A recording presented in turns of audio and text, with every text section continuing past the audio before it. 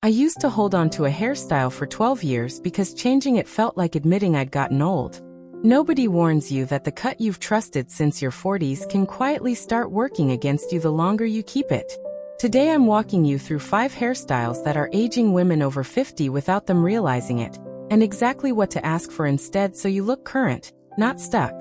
I researched the worst style and beauty mistakes and the best fixes for women over 50, so you get real results fast. If you haven't already, hit subscribe. I cover this every week. Part 1. The bob that's actually aging you. Here's something that surprised me when I first heard it from a colorist. The blunt chin-length bob, the exact cut so many of us adopted in our 40s as the safe grown-up haircut, is one of the most aging shapes you can wear past 60. Not because bobs are wrong, because that specific blunt, heavy at the jaw version does something brutal to a face that's changed shape over the decades. It draws a hard horizontal line exactly where gravity has already started softening the jaw, and it boxes the face in instead of opening it up. I felt that recognition hit me watching a video of myself at a family dinner. My bob sat like a helmet. It wasn't flattering me anymore.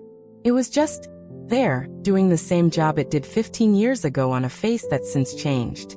Here's why this happens structurally. As we age, our face naturally loses some volume along the jawline and cheeks, and skin has a bit less bounce. A hard blunt line at the jaw doesn't just fail to help that, it actively emphasizes it, because your eye catches the sharp horizontal cut before it catches the softer, kinder curve underneath. The bob isn't ugly. It's just fighting your bone structure instead of working with it. The fix is a soft, longer layered bob with movement built into the ends, cut slightly below the jaw rather than at it, with face framing layers around the front. When you sit down in the chair, say this exactly. I want a jaw-grazing bob with soft layers and face framing pieces around the front, not a blunt line. That phrasing matters. Stylists hear bob, and often default to blunt because it's the classic version. You need to specify the layering, or you'll get the same cut you're trying to leave behind. What changes when you make this swap isn't subtle. The soft layers create movement that catches light differently than a flat blunt edge does.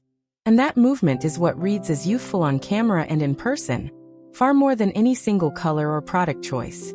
The face framing pieces around the front pull the eye toward your eyes and cheekbones instead of straight down to the hard line at your jaw. People don't consciously register, she changed her haircut. They register, she looks lighter, brighter, more awake. I think about a woman named Rosalind, a retired librarian who came into her stylist chair convinced she needed a completely different color to look fresher. Her colorist looked at her for a second and said the color was fine. It was the blunt bob doing the damage. They softened the line, added layers through the crown and around her face, kept the same length almost exactly. Rosalind said later that 3 separate people asked if she'd done something to her face. Nobody could name what changed. It was the haircut the entire time. Not her skin, not her makeup, not her color. That's the pattern with almost every aging haircut on this list. It's rarely the length that's the actual problem. It's the way the ends are cut, the way the line falls against your specific bone structure. A blunt bob on a 28-year-old with taut skin and a sharp jawline reads as chic and architectural. The exact same cut on a mature face reads as heavy, dated, and unintentionally harsh, because the line is competing with softness that's naturally happened to your features instead of complementing it. So if you're wearing a blunt bob right now and it's felt fine for years without feeling exciting, that flatness you're sensing isn't in your head. Before, a hard blunt line sitting right at the jaw.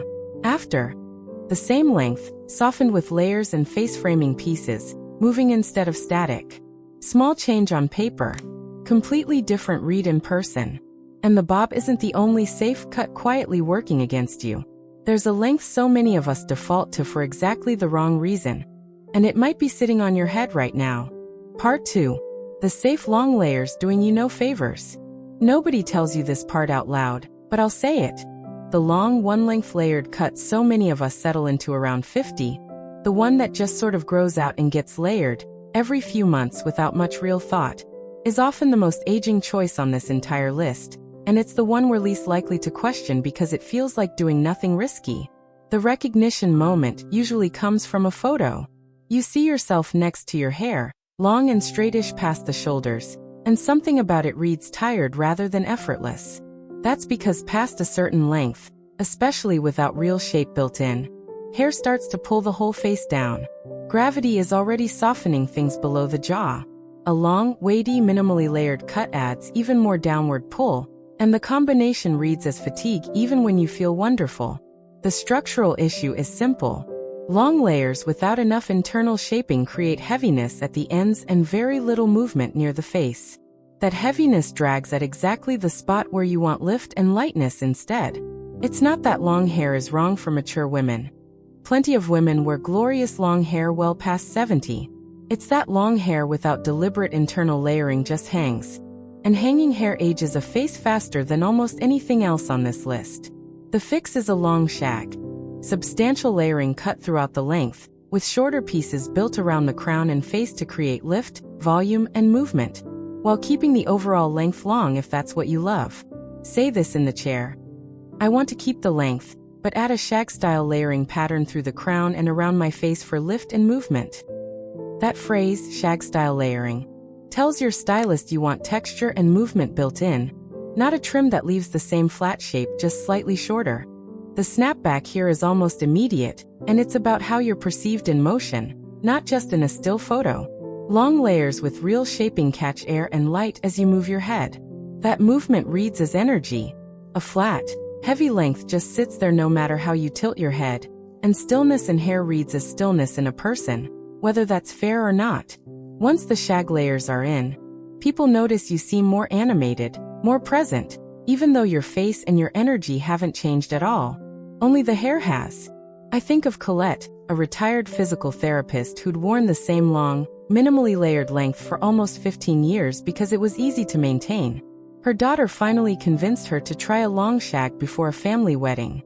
Colette told me afterward that during the reception, an old co-worker did a double take and asked, half joking, if she'd had work done. She hadn't touched her skin.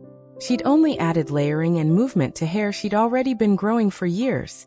What I want you to take from this specifically is that length was never really the enemy. The absence of internal shape was. You can keep every inch of length you love and still completely change how the cut reads, simply by asking for layering that's built for lift rather than layering that's just there to remove bulk. Ask your stylist to concentrate the shorter layers around your crown and temples specifically, since that's the zone that creates the lift effect, rather than scattering shorter pieces randomly throughout, which can look choppy instead of intentional. Before, long, flat, weighty layers with no lift. After, the same length, reshaped with a proper shag pattern so it moves and lifts at the crown. It's one appointment. It's one different phrase in the chair. And it changes how animated and present you look in every single photo from here forward. Now there's a shorter style that gets recommended to almost every woman over 60 as the easy option, and it might be doing the exact opposite of what you're hoping for. Part 3. The pixie that's working against your face. The pixie cut has a reputation as the ultimate brave and confident move for a woman over 60, and I don't disagree with that spirit. But here's the part nobody says clearly. A huge percentage of the pixies handed out to mature women are cut far too uniformly short all over, with almost no length variation. And that uniform shortness does something unexpected. It can actually age the face rather than modernize it, because it removes every soft edge around the face at once. I recognized this on a friend of mine who'd gone short after years of longer hair, expecting to feel liberated and fresh. Instead, she kept touching the sides self-consciously, saying it felt severe, even though she couldn't explain why. The severity wasn't in her decision to go short. It was in the uniform, close-cropped shape that left absolutely nothing soft near her cheekbones or jaw. Structurally, here's what's happening.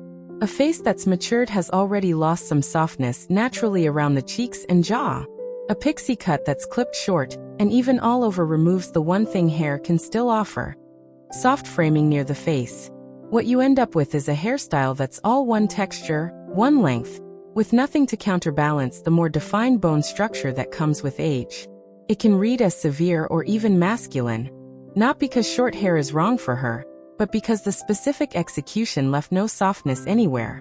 The fix isn't to grow it out. It's a textured pixie with longer, wispy pieces left intentionally at the front and sides, So there's soft movement framing the face even though the back and crown stay short. Say this exactly in the chair. I want a textured pixie, but leave the front and side pieces longer and wispy for softness around my face. Don't cut those pieces as short as the back. This single instruction is the difference between a pixie that ages you and one that makes you look like you've been wearing it for years. The result of this small change is enormous. Those longer wispy pieces at the front catch and move with every gesture, every head turn, every laugh. That constant small movement is what makes a pixie read as chic instead of severe, because static, uniform shortness reads as flat and hard, while movement near the face reads as soft and alive. The moment those front pieces are left longer, the entire cut stops looking like a single block of hair and starts looking like an intentional, styled shape. My friend went back 3 weeks later and asked for exactly that adjustment. Keep everything short, but leave the front longer and textured. She told me the difference floored her. Same short length everywhere else. Completely different feeling the second those front pieces had somewhere to move. This is worth remembering anytime you're considering going shorter. Uniform length is almost always the culprit when a short cut feels harsh, not the shortness itself. Ask specifically for contrast between the crown and the front. That contrast is what separates a pixie that looks intentional and current from one that looks like a default low-maintenance choice made without much thought for your particular face. Before, a uniformly short pixie with nothing soft near the face.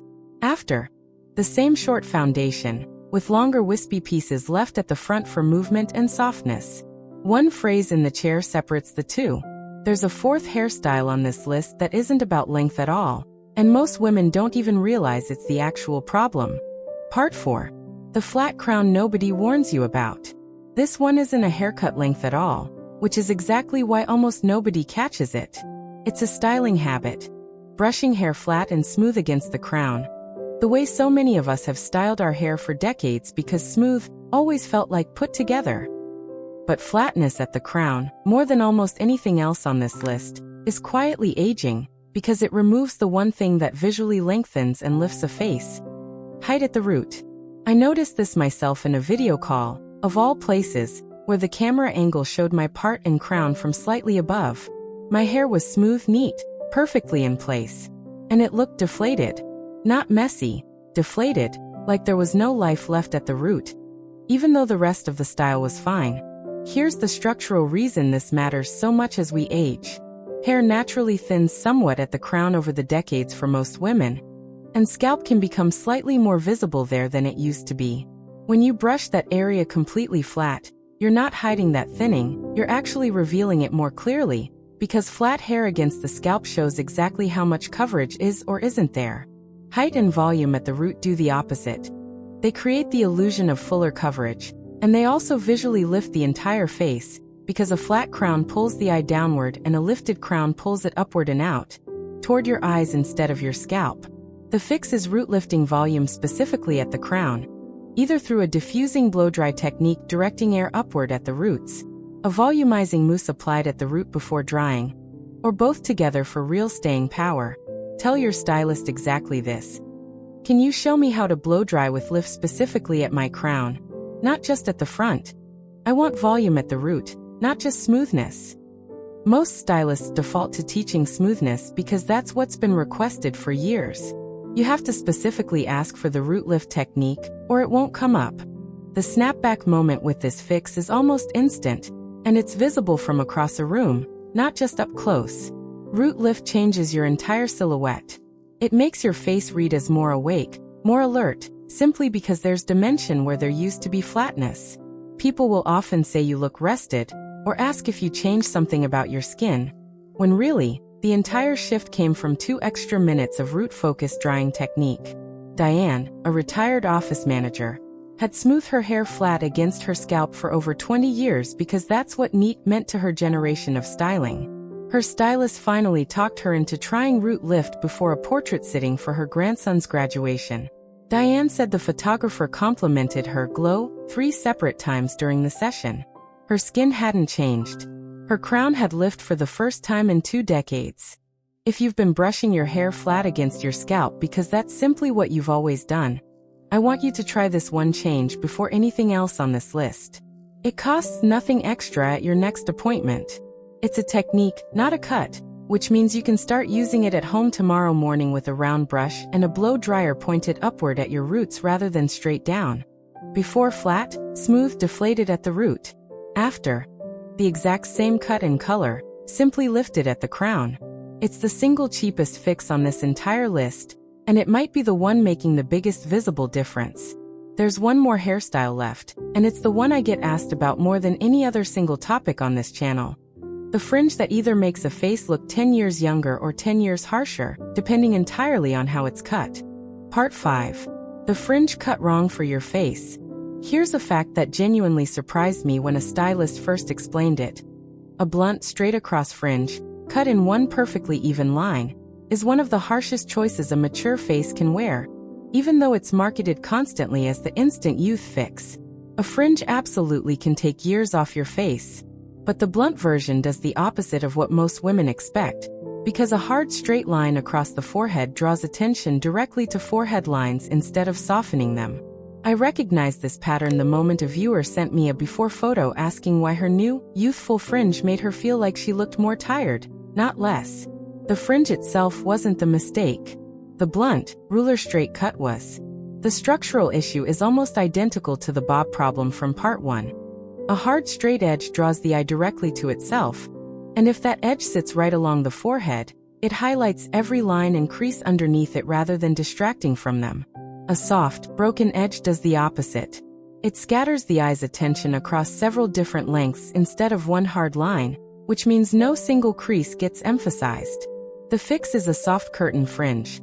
Longer at the outer edges, shorter in the center, with pieces swept back slightly at the temples rather than cut in one flat line. Tell your stylist exactly this. I want a curtain fringe, longer at the sides and shorter in the middle, with soft piecewise ends, not a blunt straight line. The word curtain is doing a lot of work in that sentence. It tells the stylist you want graduated length, not a uniform cut. The snapback here happens the moment the fringe pieces fall into place. Because the curtain shape sweeps slightly away from the center of the forehead, it opens up the face instead of covering it, while still softening the hairline and framing the eyes beautifully. Women consistently tell me this is the single change that gets them the most direct compliments, specifically about their eyes looking brighter, because the swept fringe pieces literally frame and draw attention toward them. A viewer named Marguerite wrote to me after trying this exact swap. She'd worn a blunt fringe for 6 years, convinced it was keeping her young. She switched to a curtain fringe on her stylist's recommendation and said her sister, who sees her every single week, texted her the next day just to ask what was different about her whole face. It was 2 inches of graduated length at the temples. Nothing else changed. If you've been wearing a blunt fringe for years and it's felt slightly aging without you being able to say why, this is almost certainly the reason. It's not the fringe itself working against you. It's the single hard line across your forehead doing exactly what hard lines do at any age, drawing attention to whatever sits directly beneath them. Before, one hard blunt line across the forehead. After, soft graduated length swept at the temples, opening the whole face instead of boxing it in. 5 hairstyles, 5 small but specific changes, and every single one of them starts with exact words you can say out loud in the chair this week. You now know the exact 5 hairstyles quietly aging so many of us, and more importantly, the exact phrases to bring into your next salon appointment to fix every single one of them. That's not vague advice. That's language you can say word for word this week. Which one of these 5 hit closest to home for you? Tell me in the comments which hairstyle you're wearing right now, because I read every single one. Next week I'm covering the color mistakes that work against these same 5 cuts, so you get the full picture. Like this video, subscribe to Timeless Wisdom Path, and I'll see you in the next one.